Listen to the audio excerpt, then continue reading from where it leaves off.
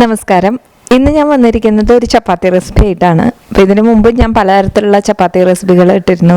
കാണാത്തവരുണ്ടെങ്കിൽ കാണൂ, അതൊക്കെ ഒന്ന് ട്രൈ ചെയ്ത് നോക്കൂ.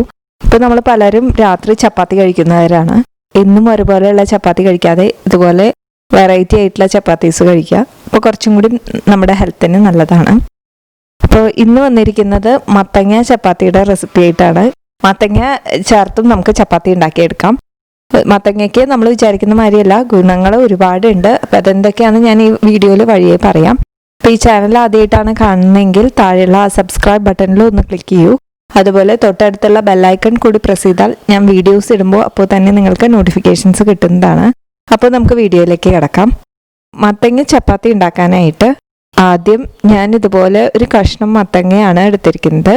ഇത് നമുക്ക് കട്ട് ചെയ്തെടുക്കാം. ഇനി ഇതിൻ്റെ തൊലിയൊക്കെ കളഞ്ഞെടുക്കണം. അപ്പോൾ ഇതിൽ കുരു ഉണ്ടെങ്കിൽ നിങ്ങൾ കുരു ഒരിക്കലും കളയരുത്. മത്തങ്ങയേക്കാളും ഗുണമുള്ളതാണ് മത്തങ്ങയുടെ കുരു.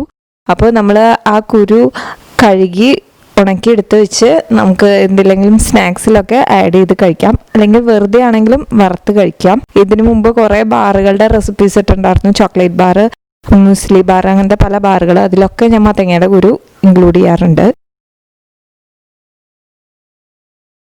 അപ്പോൾ ഇനി നമുക്ക് ഈ മത്തങ്ങ ഗ്രേറ്റ് ചെയ്തെടുക്കാം. അപ്പോൾ ഞാൻ നല്ല ചെറുതാക്കിയിട്ടാണ് ഗ്രേറ്റ് ചെയ്തെടുക്കുന്നത്. നന്നായിട്ട് വലുതാക്കി ഗ്രേറ്റ് ചെയ്താൽ നമുക്ക് പരത്താനായിട്ട് ബുദ്ധിമുട്ടായിരിക്കും. അപ്പോൾ അതുപോലെ ചെറുതാക്കി ഗ്രേറ്റ് ചെയ്തെടുക്കുകയായിരിക്കും എളുപ്പം. മുഴുവനും ഗ്രേറ്റ് ചെയ്തെടുക്കാം. അപ്പോൾ ഇത് 1 കപ്പാണ് ഗ്രേറ്റ് ചെയ്തെടുത്തത്. ചപ്പാത്തി ഉണ്ടാക്കാൻ തുടങ്ങാം. അപ്പോൾ അതിനായിട്ട് ആദ്യം ഞാനൊരു പാത്രത്തിലേക്ക് 2 കപ്പ് ഗോതമ്പ് പൊടി ചേർത്തു. ഇതുപോലെ മെഷറിംഗ് കപ്പൊന്നും വേണമെന്നില്ല. നിങ്ങൾ ഏത് പാത്രത്തിലാണോ എടുക്കാറ് ആ പാത്രത്തിൽ അളവ് എടുക്കാം. അതിലേക്ക് ആവശ്യത്തിന് ഉപ്പ് ചേർത്തു. ഒരു 1/4 ടീസ്പൂൺ മഞ്ഞൾപ്പൊടിയും 1/2 ടീസ്പൂൺ മുളക് പൊടിയും കുറച്ച് ഇഞ്ചി അരിഞ്ഞതും ചേർത്തു. ഓപ്ഷണലാണ്, നിങ്ങളുടെ ഇഷ്ടത്തിനനുസരിച്ച് ചേർക്കാം.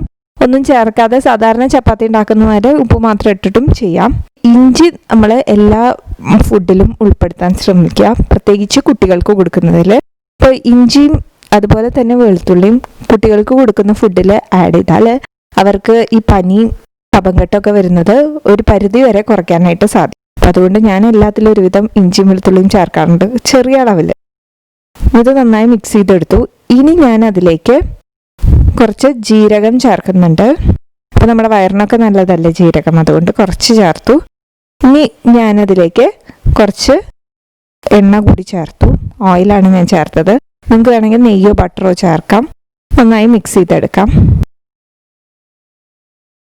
ഇനി അടുത്തതായിട്ട് നമുക്കിതിലേക്ക് ചേർക്കേണ്ടത് ഗ്രേറ്റ് ചെയ്ത് വെച്ച മത്തങ്ങയാണ്. ഞാനിപ്പോൾ 1 കപ്പ് ഗ്രേറ്റ് ചെയ്ത മത്തങ്ങയാണ് ചേർക്കുന്നത്.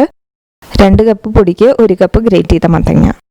അപ്പോൾ കുഴച്ചെടുക്കാൻ ആവശ്യത്തിന് വെള്ളം ചേർക്കാം. ഞാനിപ്പോൾ നല്ല ചൂടുവെള്ളമാണ് ചേർക്കണേ. അപ്പോൾ അതും കൂടി ചേർത്ത് നന്നായിട്ട് മിക്സ് ചെയ്തെടുക്കാം. ഇനിയെല്ലാം നമ്മുടെ സാധാരണ ചപ്പാത്തി ഉണ്ടാക്കുന്ന പോലെ നമുക്ക് മത്തങ്ങ ഗ്രേറ്റ് ചെയ്തത് ചേർക്കുന്നു എന്നുള്ളൊരു വ്യത്യാസം മാത്രമേ ഉള്ളൂ. നന്നായിട്ട് ഇതുപോലെ ഒന്ന് മിക്സ് ചെയ്തെടുക്കാം. കുട്ടികൾക്കൊക്കെ കൊടുക്കുമ്പോൾ ഇതുപോലെ കൊടുക്കുകയാണെങ്കിൽ കുറച്ചും കൂടി ഗുണം ഉണ്ടാവും. കാരണം കുട്ടികൾ സാധാരണ നമ്മൾ കറിയിലൊക്കെ ഇട്ടാൽ നമ്മളായാലും മത്തങ്ങ കഴിക്കുന്നത് കുറവാണ്. അപ്പോൾ ഇതുപോലെ കഴിക്കുന്നത് നല്ലതാണ്.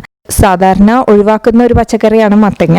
ഇനി പക്ഷെ ഒഴിവാക്കരുത്, കാരണം മത്തങ്ങയിൽ ഒരുപാട് ഗുണങ്ങളുണ്ട്, നമ്മളറിയാത്ത പല ഗുണങ്ങളും ഉണ്ട്. ശരിക്കും അതിൽ ധാരാളം വിറ്റാമിൻ എ അടങ്ങിയിട്ടുണ്ട്. അപ്പോൾ നമ്മൾ മങ്ങിയ വെളിച്ചത്തിൽ നമുക്ക് വായിക്കണമെങ്കിൽ കണ്ണിൻ്റെ കാഴ്ചശക്തിക്ക് വിറ്റാമിൻ എ ആവശ്യമാണ്. അപ്പം അത് ധാരാളമായിട്ട് നമ്മുടെ മത്തങ്ങയിൽ അടങ്ങിയിട്ടുണ്ട്. പിന്നെ കുട്ടികൾക്കായാലും നമുക്കായാലും രോഗപ്രതിരോധ ശേഷി കൂട്ടാനായിട്ട് മത്തങ്ങ കഴിക്കുന്നത് നല്ലതാണ്. മറ്റ് ഓറഞ്ച് കളറുള്ള പച്ചക്കറികളെ പോലെ തന്നെ മത്തങ്ങയിൽ ഒരുപാട് ബീറ്റാ കരോട്ടിൻ അടങ്ങിയിട്ടുണ്ട്. അതായത് ക്യാൻസറിനെ പ്രതിരോധിക്കാൻ പറ്റുന്നതാണ് ഈ ബീറ്റാ കരോട്ടിൻ. മത്തങ്ങയിൽ 90% വെള്ളമാണ്. അപ്പം അതുകൊണ്ട് തന്നെ കലോറിയിൽ കുറവാണ്. അപ്പം നമ്മൾ മത്തങ്ങ കഴിക്കുമ്പോൾ കലോറി അത്ര കൂടുന്നില്ല. അപ്പം അതുകൊണ്ട് ധൈര്യമായിട്ട് കഴിക്കുക. അതിൽ കൂടുതലും നാരുകളാണ് അടങ്ങിയിരിക്കുന്നത്. ഇടയ്ക്ക് മത്തങ്ങ നമ്മുടെ ഫുഡിൻ്റെ ഒരു ഭാഗമാക്കാൻ ശ്രമിക്കുക. അപ്പോൾ ഇനി ഇത് നന്നായിട്ട് ഞാൻ കുഴച്ചെടുത്തിട്ടുണ്ട്. ആവശ്യത്തിന് വെള്ളം ചേർത്ത്. ചില ഇളം മത്തങ്ങയാണെങ്കിൽ അതിൽ ജലാംശം കുറച്ചും കൂടി കൂടുതലായിരിക്കും. അപ്പോൾ നമുക്ക് ചിലപ്പോൾ വെള്ളം ചേർക്കേണ്ട ആവശ്യം വരില്ല. അപ്പോൾ നിങ്ങൾ കുഴച്ച് നോക്കിയിട്ട് വേണം വെള്ളം ചേർക്കാനായിട്ട്. ഇതിനിപ്പോൾ എനിക്ക് വെള്ളം ചേർക്കേണ്ട ആവശ്യം വന്നു. ഞാനിപ്പോൾ ഏകദേശം ഒരു 1/2 കപ്പ് വെള്ളം ചേർത്തു ഇതിന്. അപ്പോൾ ഓരോ മത്തങ്ങയുടെ ഇതനുസരിച്ച് നമുക്ക് എടുക്കേണ്ട അളവ് വ്യത്യാസം വരും വെള്ളത്തിൽ. അപ്പോൾ നിങ്ങൾ അതുകൊണ്ട് വെള്ളം ശ്രദ്ധിച്ച് ചേർക്കുക, കുറേശ്ശെ ആയിട്ട് ചേർക്കുക. ചൂടുവെള്ളമാണ് ചേർക്കേണ്ടത്. ഇനി നമുക്കിതൊരു 10 മിനിറ്റ് അടച്ചു വെക്കാം. അതിന് ശേഷമാണ് നമ്മൾ ചപ്പാത്തി ഉണ്ടാക്കിയെടുക്കാൻ പോകുന്നത്. 10 മിനിറ്റ് കഴിഞ്ഞു. അപ്പോൾ ഇനി നമുക്ക് ഇത് വെച്ചിട്ട് ചപ്പാത്തി ഉണ്ടാക്കിയെടുക്കാം.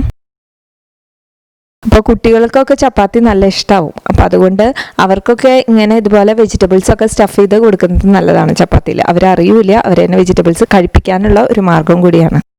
ഞാൻ പരത്താൻ അത്ര വലിയ എക്സ്പേർട്ടൊന്നുമല്ല, അപ്പോൾ അതുകൊണ്ട് കറക്റ്റ് റൗണ്ടായിട്ടൊന്നും കിട്ടാറില്ല. അപ്പോൾ ഞാനിത് ഒരെണ്ണം പരത്തിയെടുത്തു. ഇതുപോലെ നമുക്ക് ബാക്കിയുള്ളതും പരത്തിയെടുക്കാം. അപ്പോൾ ഇനി ഇത് നമുക്ക് പാനിലിട്ട് ചുട്ടെടുക്കാം. സാധാരണ ചപ്പാത്തി ചൂടുന്ന പോലെ തന്നെ ചുട്ടെടുക്കാം. സ്റ്റഫ് ചെയ്തിട്ടാണെങ്കിൽ പിന്നെയും ടേസ്റ്റ് വ്യത്യാസം ഉണ്ടാവും. ഇത് നമ്മൾ ആ മാവിൽ ചേർത്തുകൊണ്ട് ചപ്പാത്തിക്ക് അത്ര വലിയ ടേസ്റ്റിൻ്റെ ഡിഫറൻസ് ഒന്നും ഫീൽ ചെയ്യില്ല. സാധാരണ ചപ്പാത്തി കഴിക്കുന്ന ഒരു ഇതിൽ തന്നെ നമുക്ക് കഴിക്കാൻ പറ്റും. ഇപ്പം മിക്കവരും രാത്രി ചപ്പാത്തി കഴിക്കുന്നവരാണ്. അപ്പോൾ ഇടയ്ക്ക് ഇതുപോലെയുള്ള ചപ്പാത്തികൾ ഒന്ന് ട്രൈ ചെയ്ത് നോക്കൂ.